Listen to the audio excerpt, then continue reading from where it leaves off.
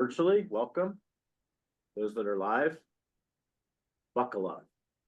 Get ready for that rodeo ride tonight at Gillies.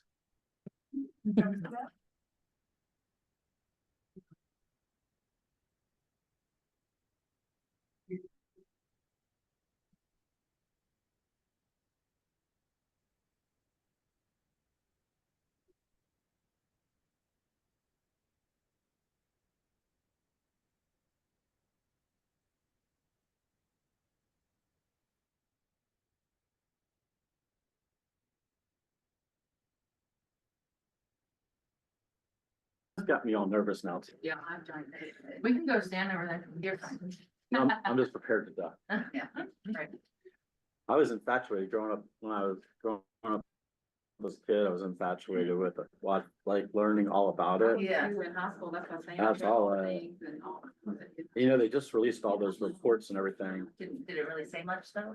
I don't know. I looked at some things that were released. It didn't say very much. Yeah, I still said a lot of it was still redacted. Yeah. Yeah. Yeah. That's like government though. Yeah. We have Aztec in the house. You work with Aztec? I don't work for that. Okay. I use their contract. Oh, cool.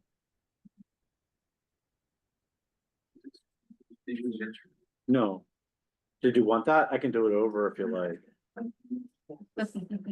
No, it's a different topic. It's all about data. Capturing data.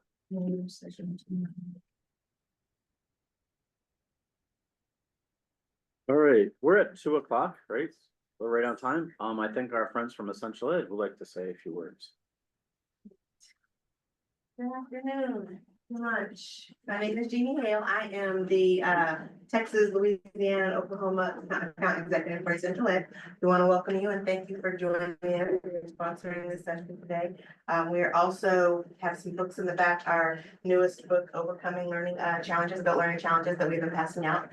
Super great book. It goes over some of those challenges that we have that come into our classrooms with adult learning disabilities, all the things that may have been undiagnosed as our adults have gone through school, and how you work with those. And so we're passing those out. We also have launched our new Spanish GED, fully audio and text. And so we want to talk about that and let you guys know that that's available as well. If you have any questions for us, we are the big yellow downstairs in the front. We accost you on the stairs. I'll go ahead and let you get started. Thank you. All right, thank you. So my name is Jeff Abramowitz. I'm the CEO of the Petey Greene Program and also the Puttkammer Center for Educational Justice. And I am proud to introduce you to the executive director of the Puttkammer Center, and she'll tell you more about that. Who'll be leading us today? Chiara Benetolo. Chiara, it's all yours. Yeah. Hi everyone. Really nice to be here and or virtually there, and nice to be here with the virtual audiences. Like Jeff said, my name is Chiara Benetolo. I am the executive director. You guys hear okay? Hold on 1 second, Chiara. Let's see if we can get you louder. Can you do it on here? Maybe on that or if you go to the audio there.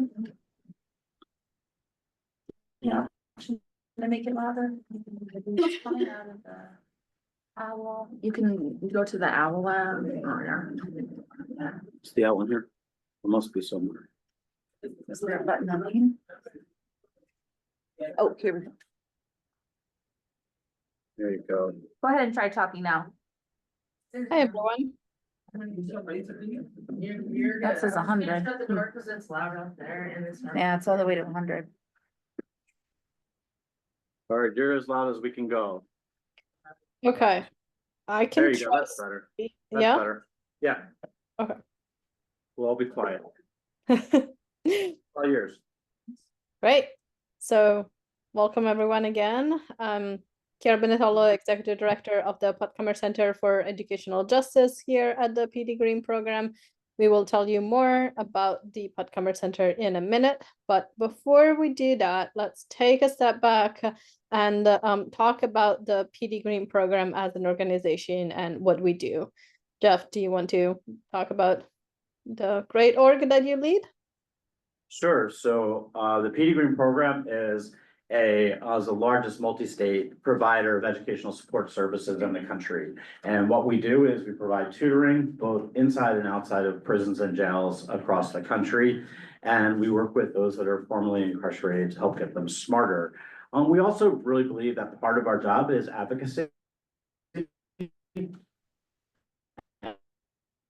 And to recognize that there are many things for them and stand up for them so that we can make change happen. Get it, Kara. Our model is really simple. When we use college students from around the country and other volunteers, and they provide one-on-one tutoring to help people succeed. Over the course of our 15 years, we were founded at Princeton University. We've serviced over 20,000 students. We worked in 130 plus sites and thousands of volunteers that come in and work for us. And we work directly with universities, which is really nice because it's those students that come on and become our volunteer base going forward. Next one.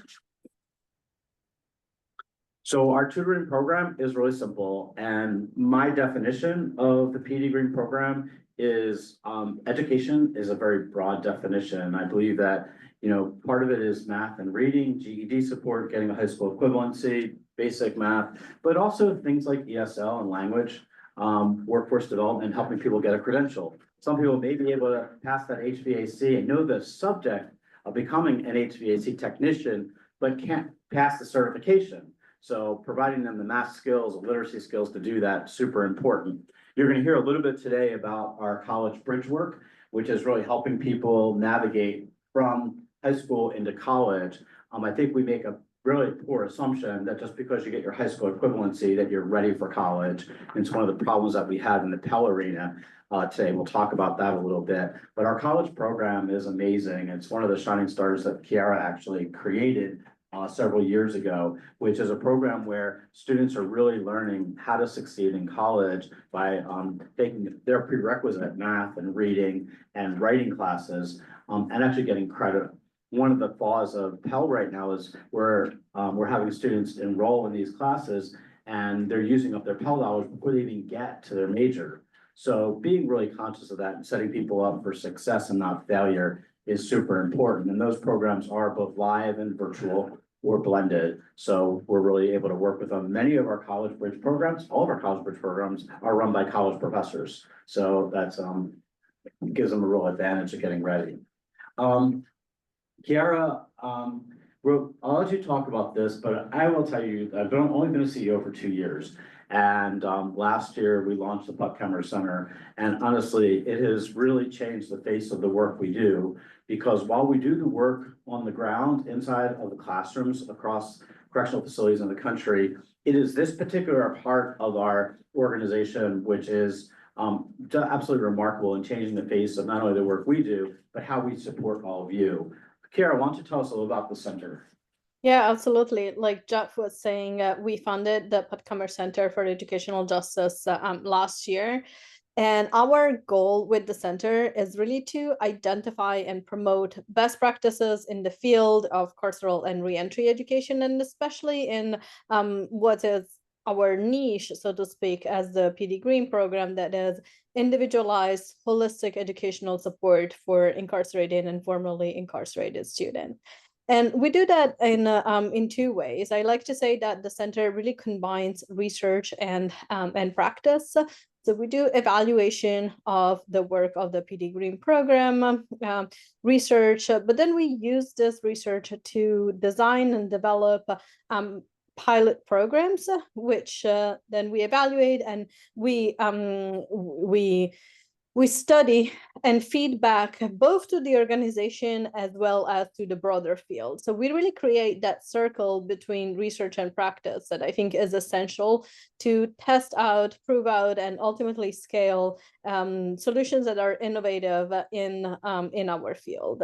As I think a lot of you know and have encountered, the field of carceral education is a space where there's a lot of anecdotal knowledge and experience out there. There is not a lot of research. Things like tutoring, like college readiness programs, are really proven interventions on college campuses, high school campuses across the country, but there isn't enough research on how do we bring those tested practices inside carceral spaces? How do we adopt them? How do we make them effective inside prisons and jails and in reentry spaces? So our work at the Puttkammer Center builds on the PGP's expertise, but also centers the voices and the experiences of people who are system impacted, who serve in our advisory board, participate in co-creating our programs and our curricula. And with all of this, our goal is to really serve as a catalyst to promote access to high quality education, again, in the broader field, while also leading the strategic growth of the Petey Greene Program. And one of the main ways we do that is by strengthening our data collection practices and leading some of our research and evaluation projects that are what I want to talk to you all today. And yes, so this is the question that we will start from, and the question that I would love to ask to you all in a minute. What does success mean for an adult education program? And to contextualize that a little bit, right, we are used to thinking about evaluation as you collect very rigorous quantitative data, you do a randomized control trial that gives you causal relationships between your intervention and a certain outcome. And that's certainly valuable and it's great, but the reality is the majority of organizations that are doing work on the ground are not equipped to do that kind of research. It is not a research that you can do year after year. And it's also not a research that always gives you the type of answers that you need. So I want to invite us all to think about research and evaluation more broadly and comprehensively, and to think about alternative ways that we can think about measuring the success of our programs. And so again, taking a step back, first of all, I'd love to hear from people, participants. I'll also be monitoring the app. If anybody wants to share with us, what does success mean for them in an adult education program? So come on, we got some brains in this room. What does it look like? What's success mean for an adult program? Anybody? Go ahead. That they re-enter society and don't return. Okay, recidivism. I think it's pretty valid. Who else? What's success look like in a program? Retention, just in general, retention in your services, they keep coming. Retention, they keep coming. Awesome. Positive progression, toward gaining communities. Positive progression towards their academic goal, right? Anybody else? What else? New form of learning, A new, yeah, more learning, enjoying it, learning to appreciate the art of learning. Awesome. Anybody else? Completion, outcome, the final completion of a program, absolutely. Yeah, Finding life sustaining employment after. so employment, big deal. Yeah, Simply achievement. achievement, yeah. You mean, give me a little more, feeling better? Sense of purpose after they've actually successfully done something. Yeah, mentally feeling like they've accomplished something. to better help their families academically as well. They're helping their families. Yeah, absolutely. There was a great study that was done not long ago. It said that the greatest determinant of a child's educational level in their lifetime is the education of their mother.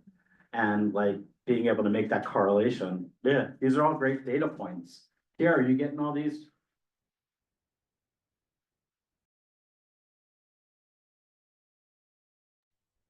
I am. Thank you. Absolutely.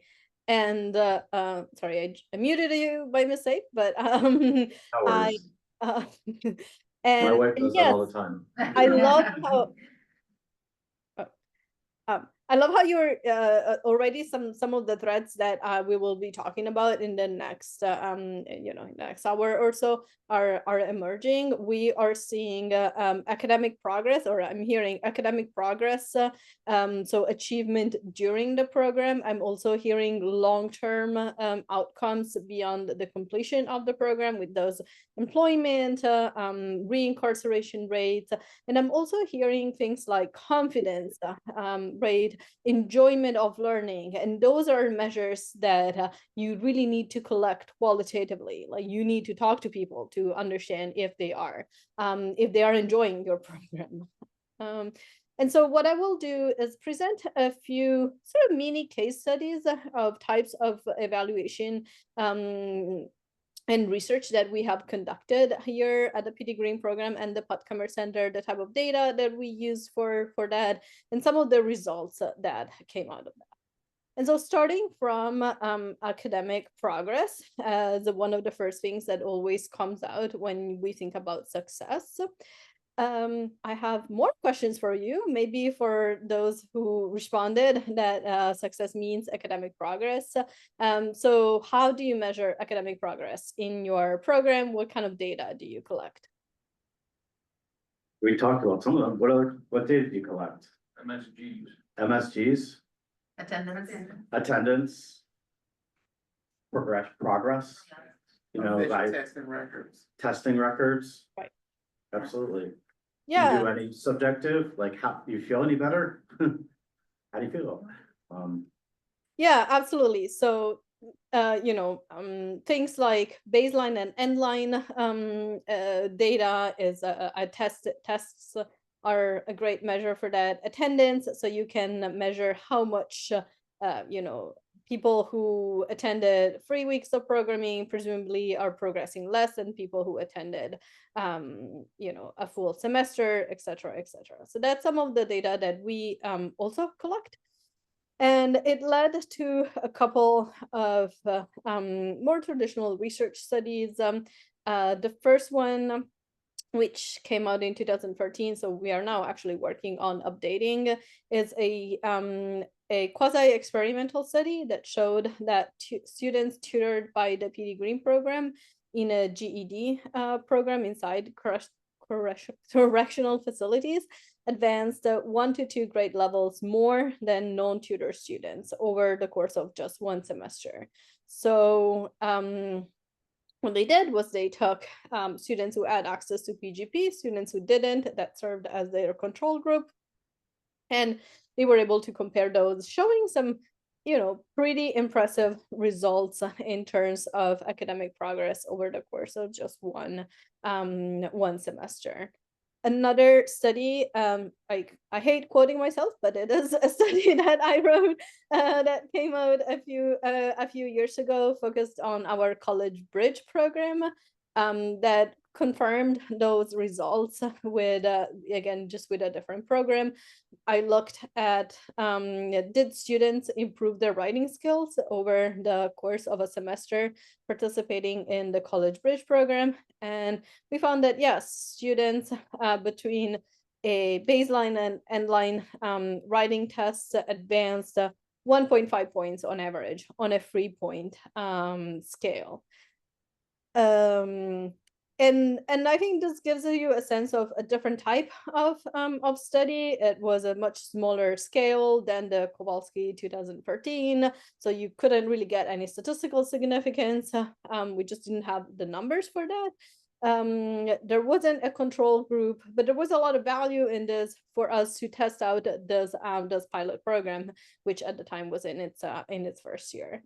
And another element that this type of smaller evaluation project enable us to take into consideration is really the question of, okay, so you're seeing those gains, but what are the factors that are contributing to those gains, right? And so, for example, looking at College Bridge, which is a program that has teaching and tutoring, we found that working with tutors significantly boosted engagement and program completion. And this opens up to a whole set of other questions that we're still considering. So what's the ideal dosage? If you give students an hour and a half of tutoring, they do better than if you give them 0 hours. But what about 3 hours? Do they do double better? Is there a plateau where if you do 2 hours of tutoring every day, it becomes too much? There's a question of what format works best. Like Jeff mentioned, we have College Bridge virtual, hybrid, fully in person. Are there different types of programming that work better for different types of students? And here, my point is, those are not really questions that you can answer solely through that traditional quasi-experimental study that collects a bunch of baseline and line academic data. You really need to dig a little bit deeper, talk with the students, gather some qualitative data, and really center their voices in a different way. Kiara, I want to stop you there for a second, because I think I want to raise the issue about when to ask these questions. Like, you asked some really great questions, but when should we be asking them? Do we ask them before the program begins? Should we be constantly asking these questions so that we can kind of build upon them? And, I think there's, in the correction setting, oftentimes, there's a plan, we stick to the plan, and the plan never changes, despite the fact that it may not be working. So having the ability to kind of pivot and ask these questions, I guess, when's the best time to be bringing these up, to be thinking about them? So that's my first question. And my second one is, are there things that are inherently hard to kind of drill down on that we should also be asking? For example, we're talking in the last workshop I did about violence inside of the carceral setting. Like, by having a tutoring or education program, does violence go down? And, do you really recognize that? How great would that be, going to a warden or superintendent and saying, if we just put this program, we're gonna have 50% less shots or less violence inside of our facility? So I guess, can you kind of walk us through that a little bit? Like, when's the right time to kind of be bringing those up? Yeah, that is such a great question. And I do think it brings up a crucial point, that is, we don't want to do an evaluation and then say, oh, the program is tested out, it works, let's keep doing it until the end of days and never worry again about whether it's working or not. Because one thing is to evaluate a program or a pilot to test out the model, and then different thing is to say, whether it's working every, semester after semester, year after year. So I do think that it's really important that evaluation is a process that gets repeated at least every year, so that you are looking at some milestones, some key indicators to see whether it continues to be working. And I think in the next section, I'll talk more about the survey that the Petey Greene program does. And we do it every year precisely because we do need to hear every year whether our programs are still working in a meaningful way. And to your other question, yeah, I think things like having reduced incidents inside correctional facilities is such an interesting measure. I think we also need to think about, I think there is some research showing correlation between increased education and fewer incidents.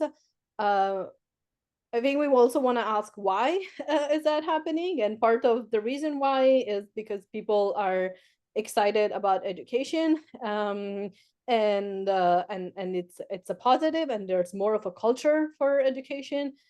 Part of why I suspect it's also because access to education is used in a very punitive way, so it's one more privilege that can be revoked. So I think it gets more complicated than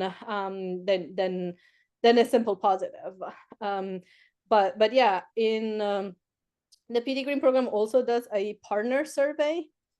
And in that survey, we ask we ask our correctional partners whether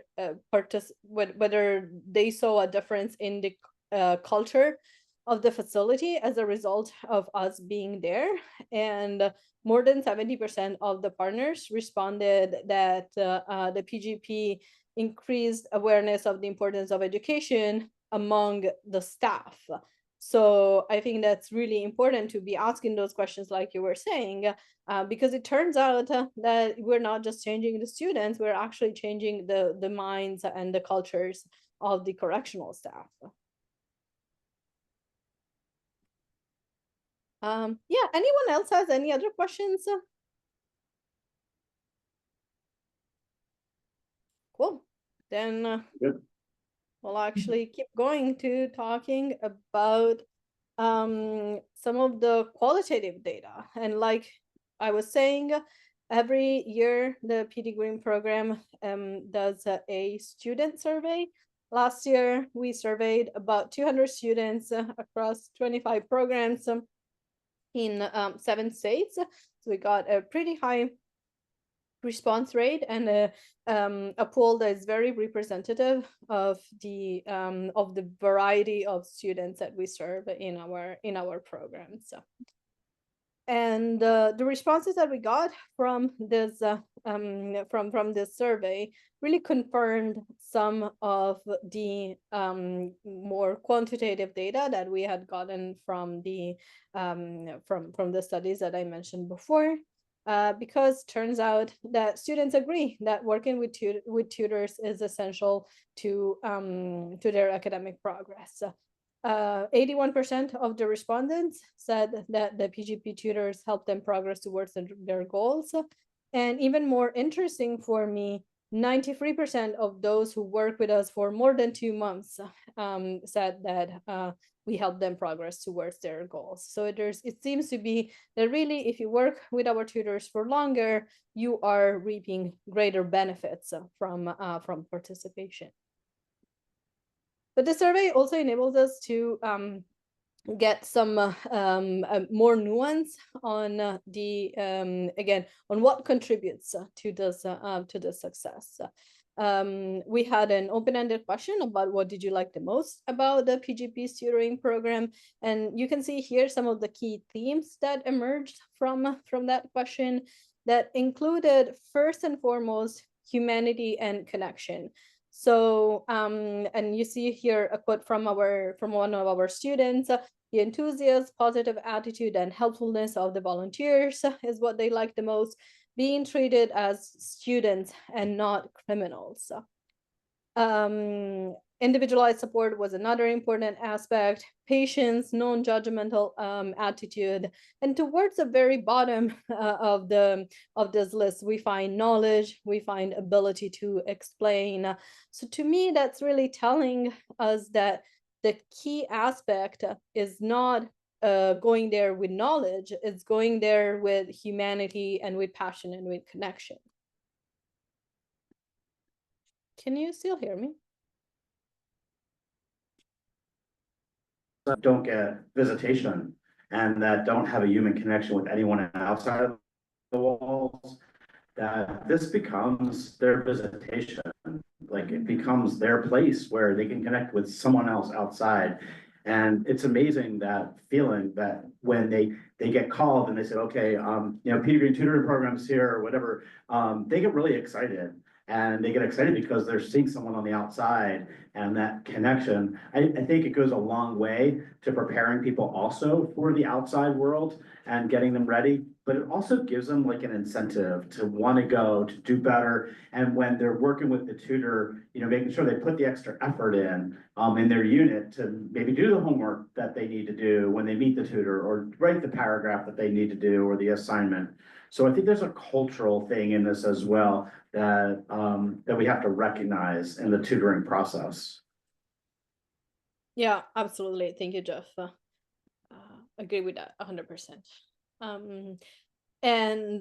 Well, again, going back to some of the things that students liked from our tutors, those were confirmed by some of the other questions that we had, where we found that 83% of the respondents said that they explained new topics clearly. Vast majority of them said that they were comfortable making mistakes during sessions. So this starts giving us an idea of why are sessions working when they are working. So I want to stop there a second. Kiara, because before you go there, there's also another cultural thing of this. You know, when you're in prison, the three hardest words to say are, I don't know. And it is a real challenge for, you know, especially in the culture of prison, in the hierarchy in a prison setting, it's a big deal. So having a safe place where you can say, you know what, I never learned my math tables, or I don't know my multiplication tables, or how to divide a fraction, or I don't read so well. And having that place, that safe place where you can go is incredibly impactful for people behind the walls. Yeah, absolutely. And thanks for drawing attention to this, Jeff. I want to say that 65% is high, it's good. Not complaining there, but at the same time, it is also one of the areas where we want to continue to improve. I want this number to be 90%, like some of our other measures are. And so we did some more digging, and we segmented the data a little bit further, and we found out that, for example, women were less likely to say that they were comfortable making mistakes during tutoring sessions. So, and before joining PGP, I used That's to like teach real at life too. yeah. Oh,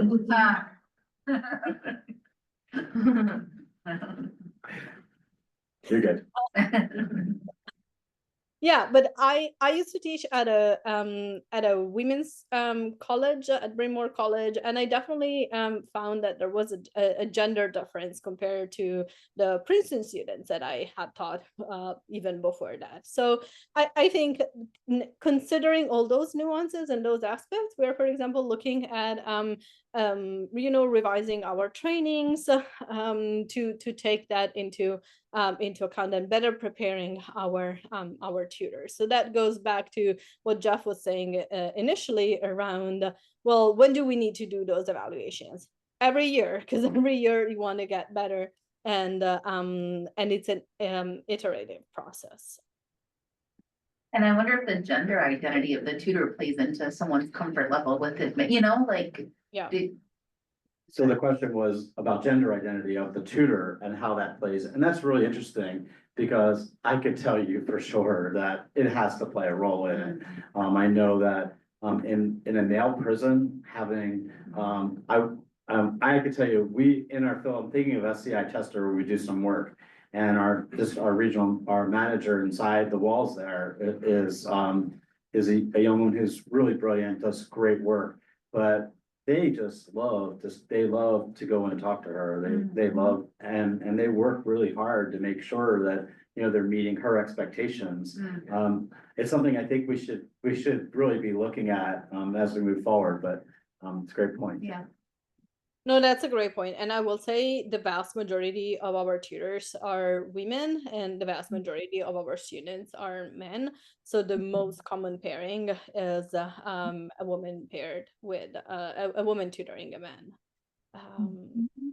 But yeah. Yeah, and perhaps also to this point, we asked people who the ideal tutor is for you. So forget about the tutors you actually got. What are the most important characteristics in your ideal tutor? And I will say I was expecting that things like having a similar background would be more important. We work a lot to diversify our tutor pool, to make sure that we have tutors who have similar backgrounds as our incarcerated students. That is a work in progress, and like I said, for some measures like gender, we're definitely almost opposite. But turns out that, again, the ideal tutor for our students is most of all engaging, patient, non-judgmental. So the ability to make a connection seems to be really what they value the most, followed by knowing your stuff. So being knowledgeable in the subject matter that you are tutoring. Okay. Any other questions, thoughts before we move on to the final? Kind of surprised. I was kind of surprised a little bit on that, which is that knowledge, and that knowledge was up so high. The one thing I thought would be higher is the non-judgmental part. Like you have people that have gone through the system that have been judged all their lives. Some of them told, you're stupid, you can't do this, you'll never know this. And so I would have thought that even before engaging would have been just not non-judgmental, just that door open. So that was a little surprising to me. I also appreciate the patience part. A lot of students, it's about that patient part, where they work with teachers maybe or principals or others in K-12 where they just never had the patience for them. Like, so that kind of struck me. Yeah.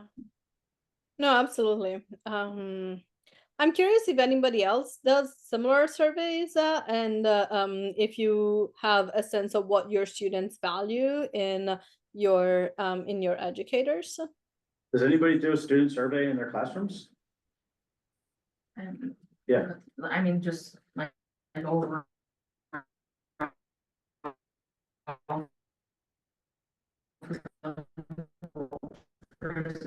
Put out some surveys on tablet. In family literacy, but I'm of course in my doctoral program right now on program evaluation, and I'm creating a survey right now, and I had not thought to include this. So I really do like the idea of including for our teachers what their ideal like qualities are. So thank you. Awesome. No, it's great.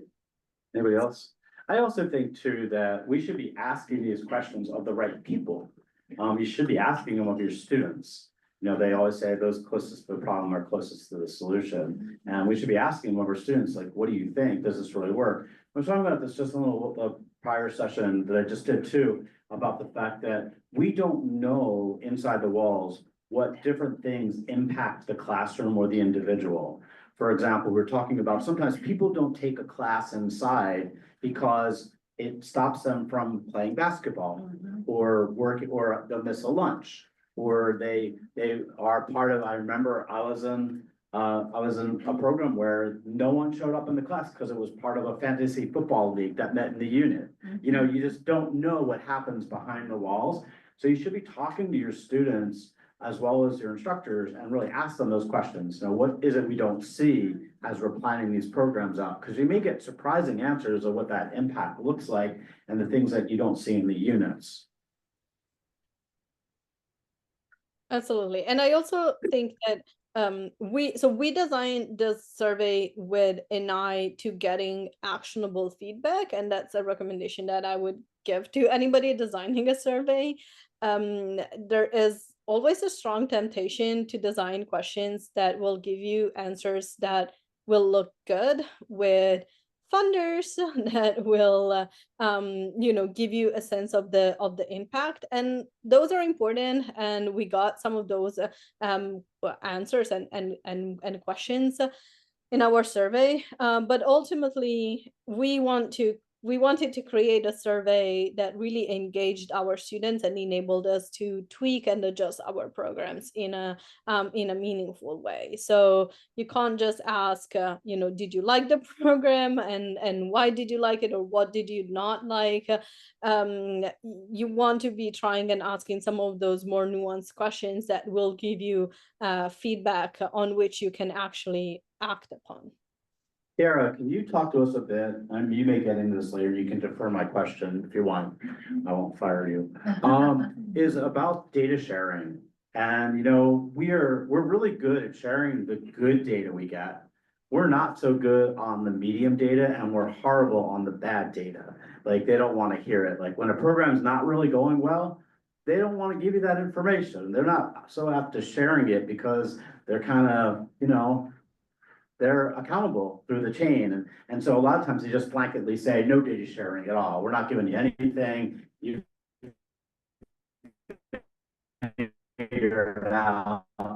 And I'm just curious, in your a facility was questioning the data, our access to data in a certain facility, but how hard is this data to actually get? Like, are you able to freely get these surveys in, and can you get accurate responses? Or is there going to be a fear when you talk to a security guard or you talk to an inmate that, look, I don't want to be giving a bad review. If I give a bad review, I may not get another tutor again, So how do you kind of deal with that issue?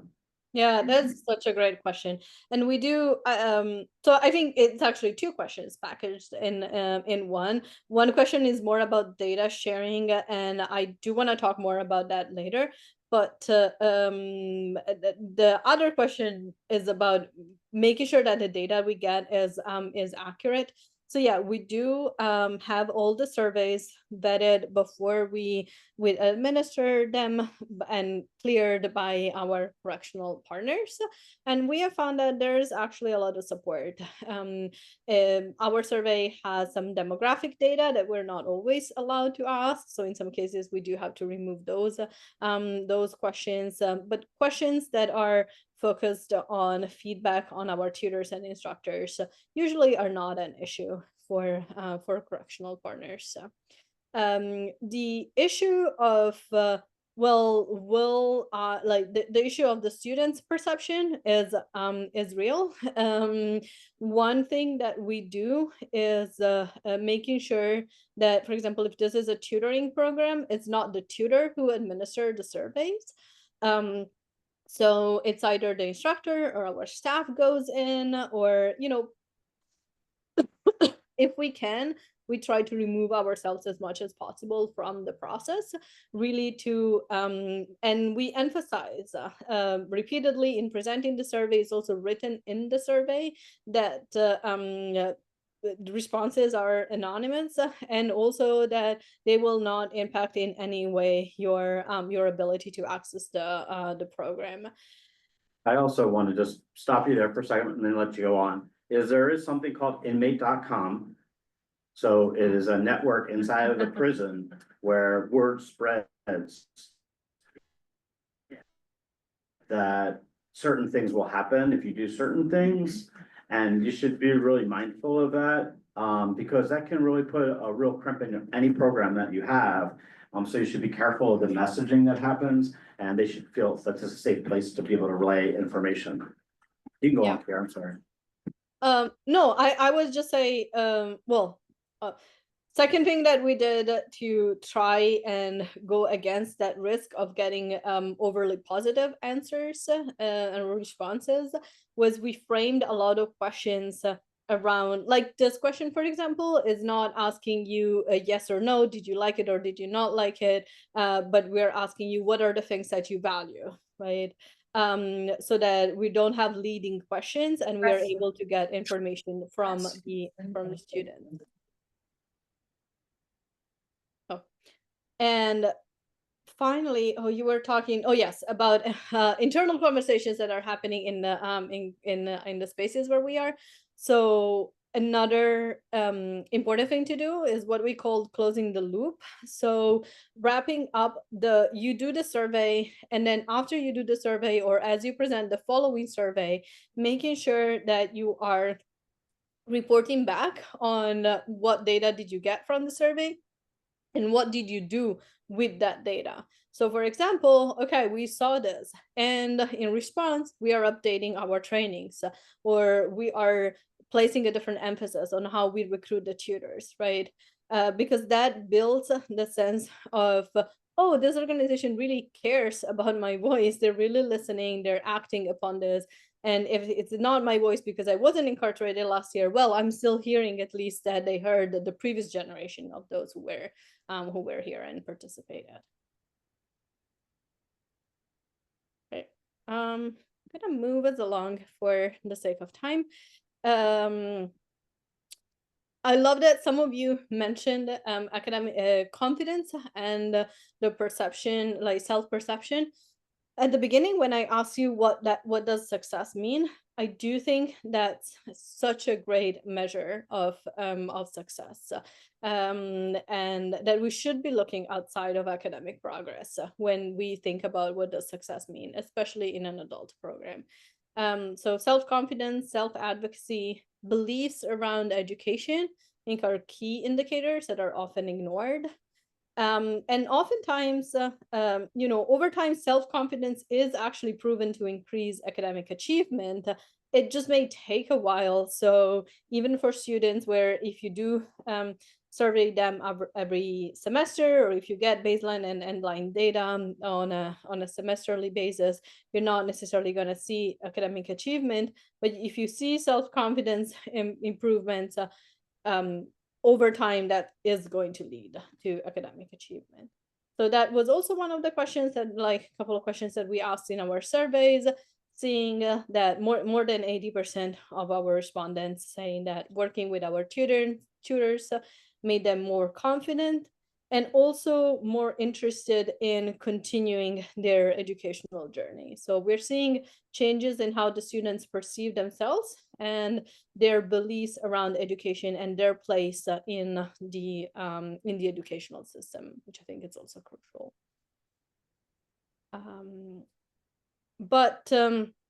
And yeah, we are still good on time. So the last thing that I want to say about all those qualitative questions is, I think the reason why they are so fascinating and also so complex is it really does depend on how you ask the question, and it matters a lot.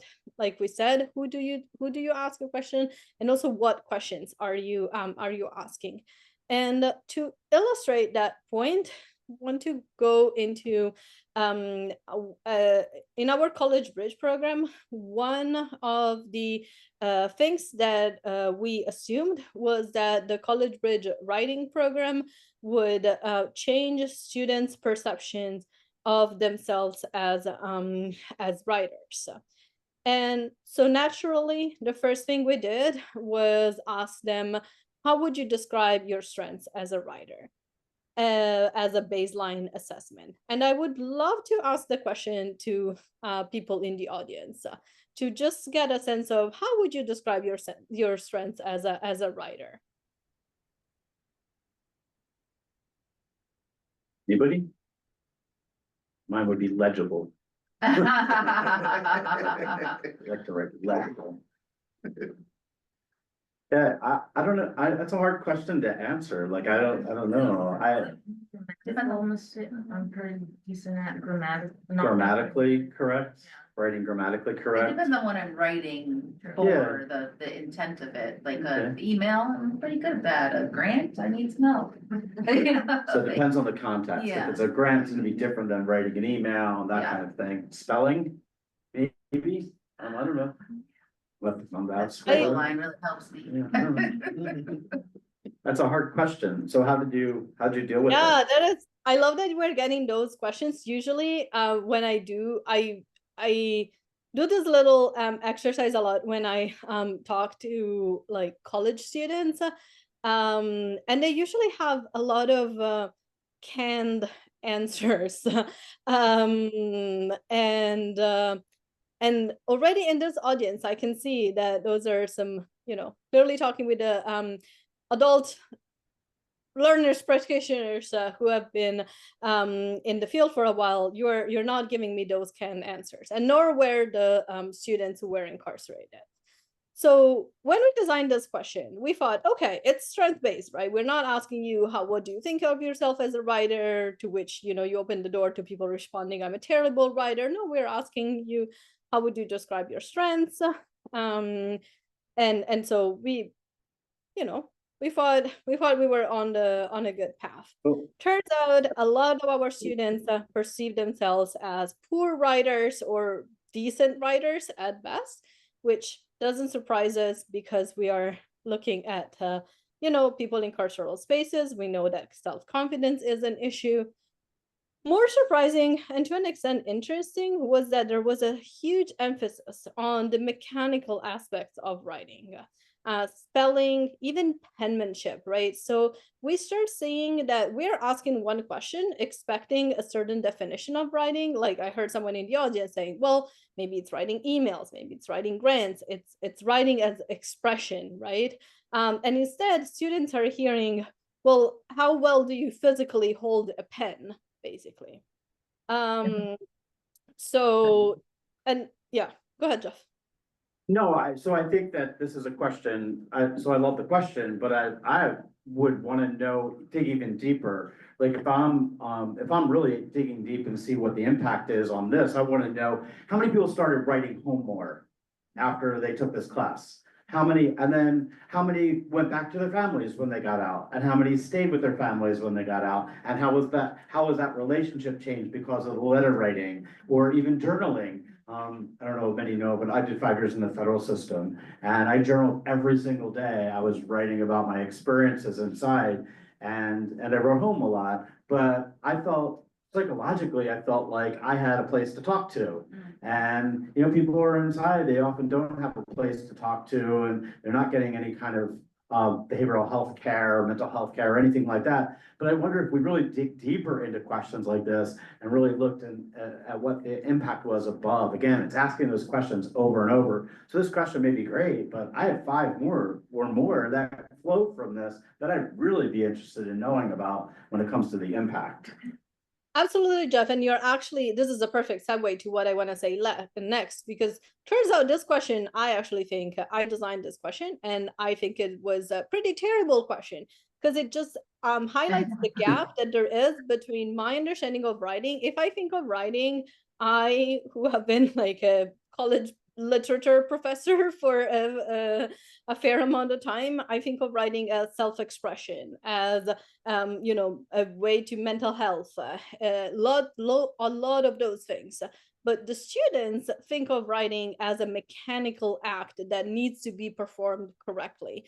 So clearly, when we say writing, we're saying 2 different things, and that's why I think the questions that you ask are so important. And so we actually changed the question in the next semesters, and we started to ask a different question. We started asking, how often do you read a narrative text or essay?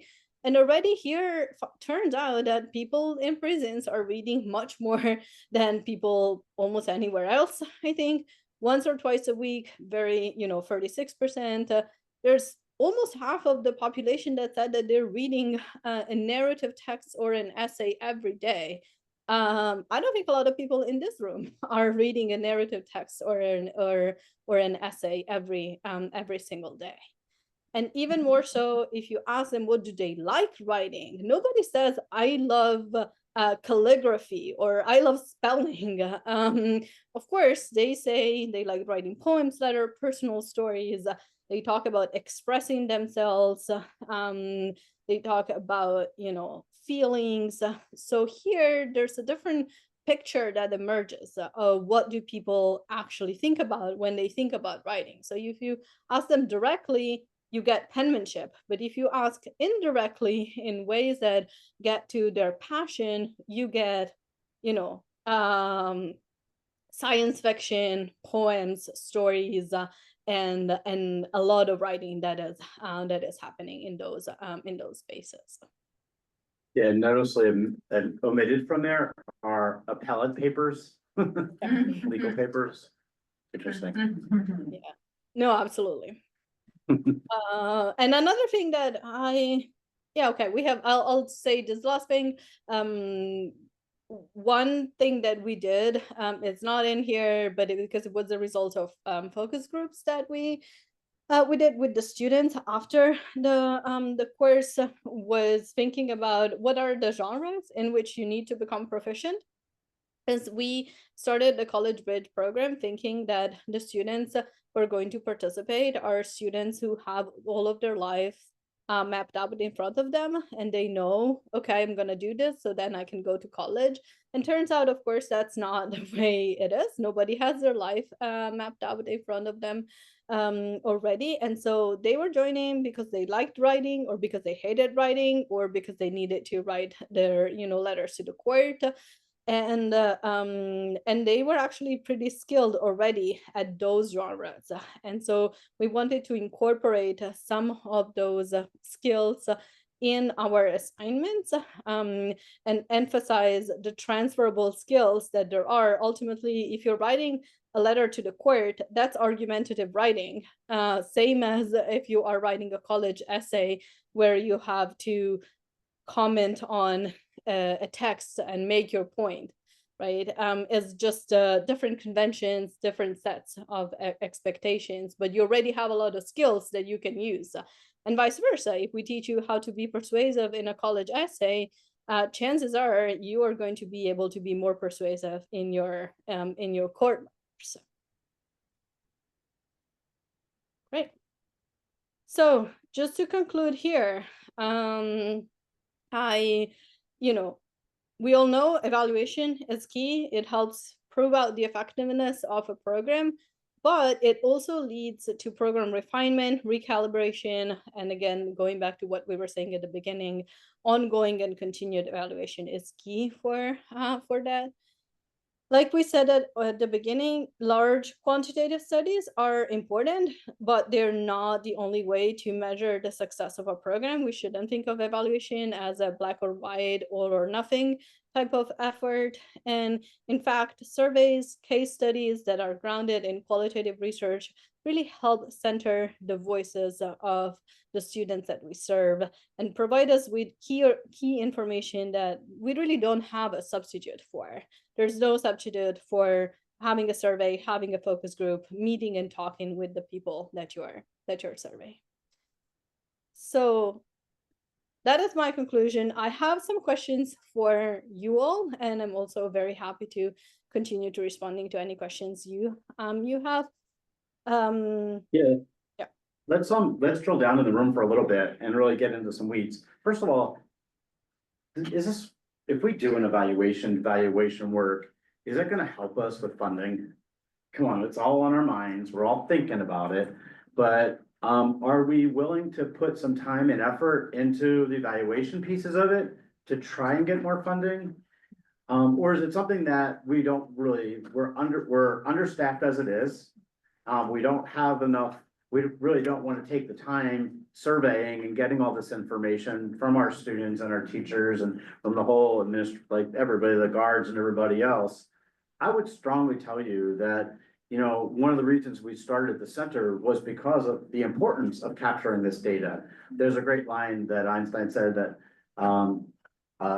that a person without data is just another person with an opinion. And if you don't have that strong data, if you don't have data to say what's going right, what's going wrong, then you never know whether you're hitting the mark or not. And you could be doing a program that can be totally ineffective when people leave. So you really need to be critical and being able to pivot and say, you know what, this isn't working so well. We need to do something else and try and figure out. And I will tell you that with all the funding issues that are going on right now, data is going to become more and more important. Well, we're seeing it now. And I'm not being political, I'm just saying, all the cuts in Washington are coming down are strictly because of data points that they're looking at, and they're not looking at, did this really help somebody coming home? Did it help them get a job? Does it put their family back together? Are they less likely to recidivate? Are they no longer on drugs or alcohol, or what's their family relationship? Then all those data points are not even being considered. They're really looking at raw data. Is a program working or not? And I would encourage you to really take a hard look at your programs to think about how we use data more and be innovative and ask the questions. They're hard, but in just this session alone, I'm going back tonight. I'm gonna start writing to Kiara. I want these questions added onto those surveys because I really want to know, how does this impact our families when they get out? How does it affect the children?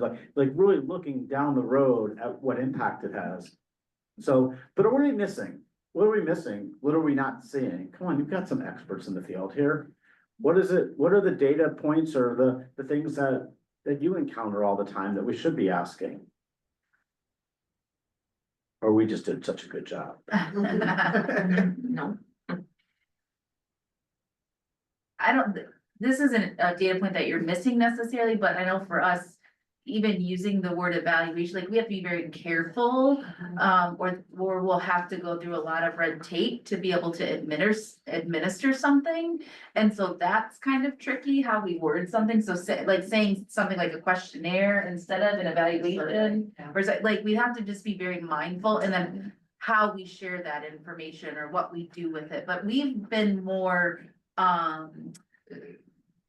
quantitative in our data approach because of performance measures that we have to meet. And so I think we have a new opportunity to look at the experience of our students and what they're needing more in a more organized fashion, as opposed to just anecdotally in a conversation. So I agree. And I think one of the challenging things that we have to do is recognize that you change culture like eating an elephant, one bite at a time. Yeah, And by starting with simple surveys and doing some of the work that Kiara's laid out, you start to chip away at the culture where they're beginning to recognize that you're doing the surveys for a reason. You're Yeah. asking this information for a reason. And it is kind of walking a funky line sometimes because you don't want to get your hand slapped yeah. or your program removed Right. or have problems and like all these things.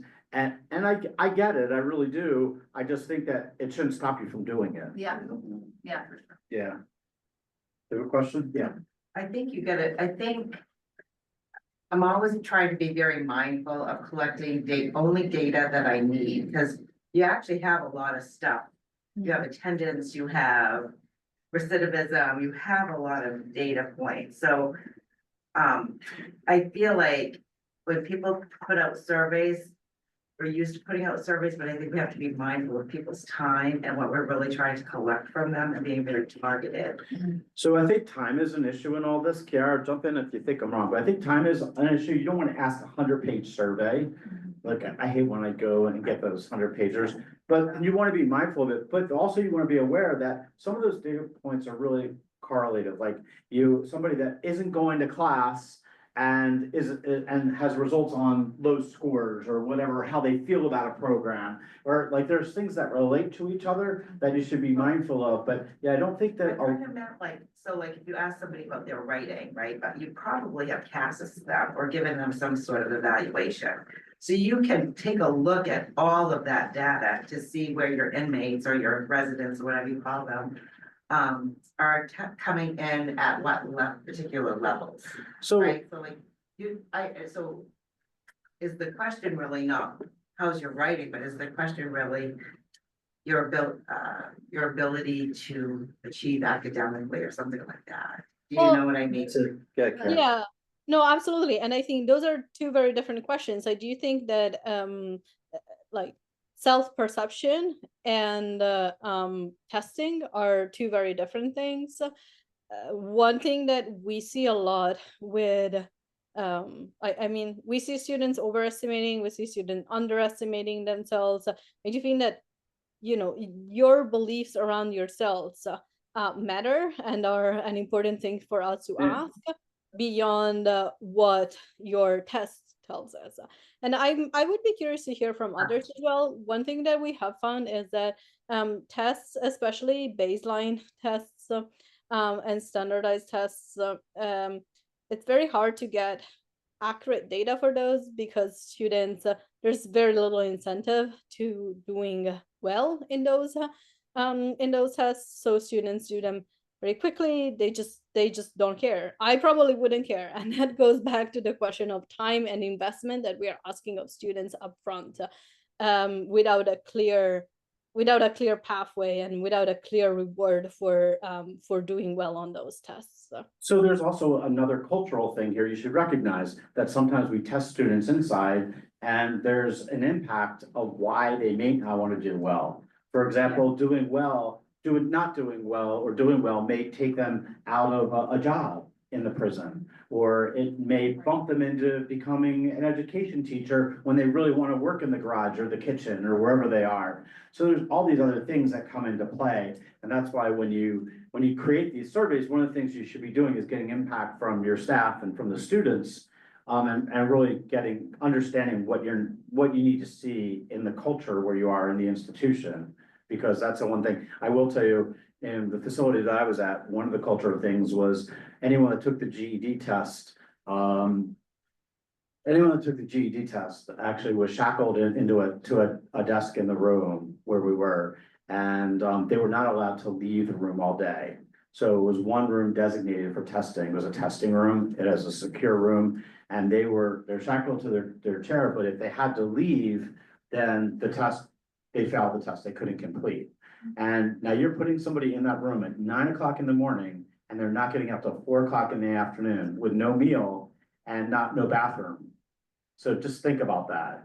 And people were really fearful of what, even taking the test, because they felt that they didn't want to put themselves through that. So they intentionally would screw up the pretest, and they wouldn't go. And then they were like, it's kind of this revolving thing, but They felt that it wasn't, until they changed the system, that's what they were not willing to do. You see some of that, where it happens. I will also tell you, don't ever underestimate the power of a certificate. Because it is the one thing that happens inside our prisons and jails, where if you really want people feeling better about what they're doing and feeling like they have some value, that certificate goes a long way to helping people. And even if you manufacture it and just give them for a good attendance award or whatever it is, they take a lot of pride in it. It's probably the only thing that they really can show to their family and say, look, I'm not wasting my time. I'm trying to do something better. It's not giving a certificate in our department. If the class is not gonna give you a certificate. And They don't go. It doesn't do it. Yeah, Yeah. I also think there's a lot of other ways to incentivize students to learn. We're talking about data here, but I was curious, Kara, we should try this. I'm curious if we splurge for pizza for the graduating class, one of our, how well they would do to the non-pizza class. Yeah.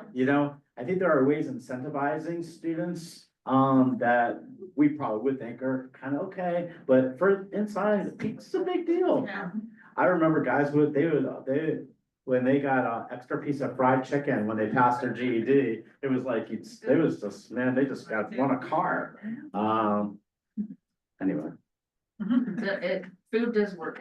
Yeah, definitely. food does work. Like coffee, you only have instant coffee when you're in there, and so like brewing coffee And donuts. and donuts, yes, it's like the best thing. Yeah, food's a big incentive. Mhm. And there's also some disincentives. TV is a big disincentive inside. So sometimes, if you have a class on a Monday night, very few people are gonna sign up because Monday Night Football is on.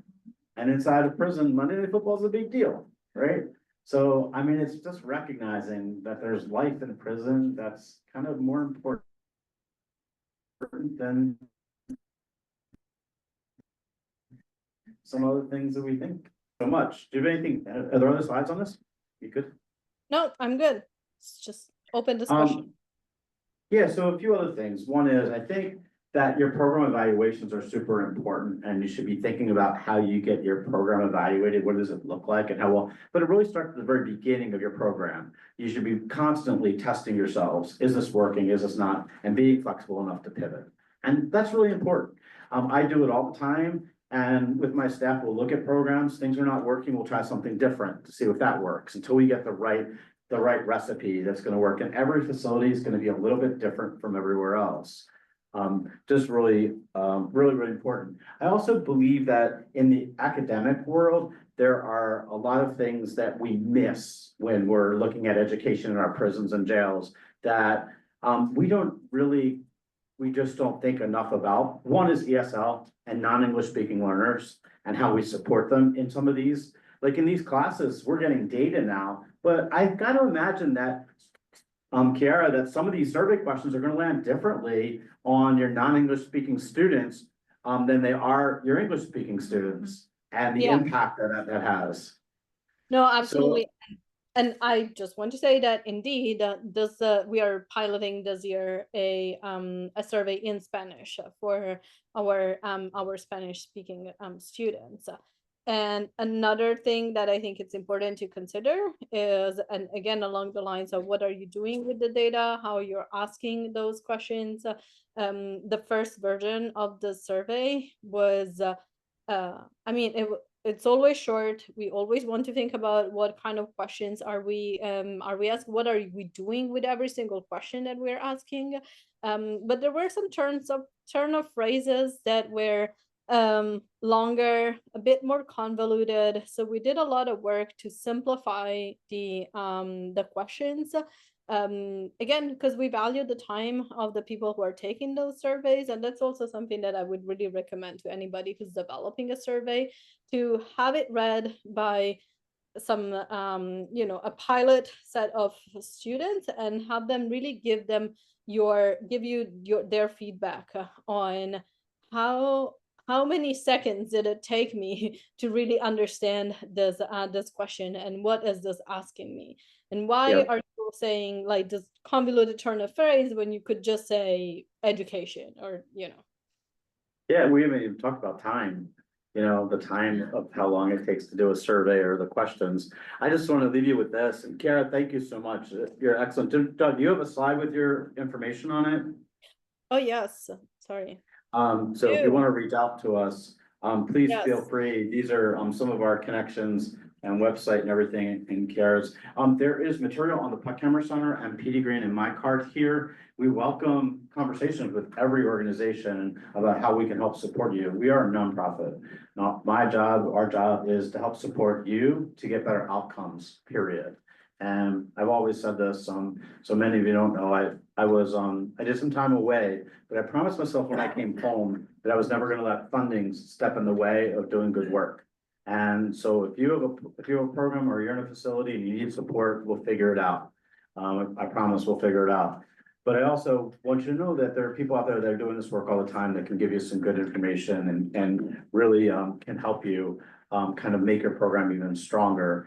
But the work you all are doing is so impactful. It really is. I know that I see it every day. I just wish, if I have one wish in all this, was that you were able to see what happens 5 years down the road with the students that are in front of you. Because most of the time, we do all this work and we don't see all the things that happen. Last year last summer, one of our students was student of the #1 student in the state of this award. And right standing next to her was her 6-year-old granddaughter. And that's so impactful. And, you know, there's so many people that touched her along the way to get her there, but her granddaughter and now her daughter are going back, her daughter's going back for her GED, and her granddaughter was like, grandma's a rock star, you know? So the impact you have is really important. Don't ever forget the work you do is really changing lives. So thank you so much for joining us. Kiara, awesome job. Thanks for joining us. Thank you for being a great and very participative group. There you go. We'll see you soon. I'll see you soon when I get back. See you Maybe. soon. All right. Maybe.